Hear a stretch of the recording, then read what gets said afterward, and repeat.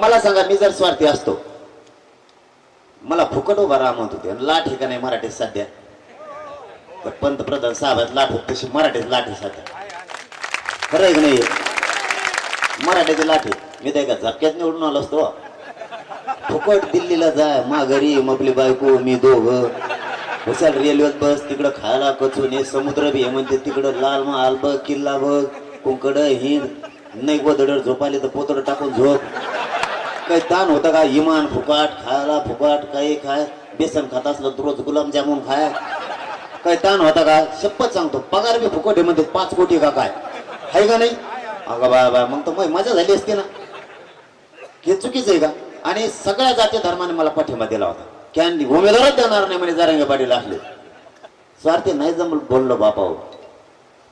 या माझ्या करोडो लेकरा मराठ्यांची उपाशी राहू नये म्हणून नाही स्वार्थी बोललो.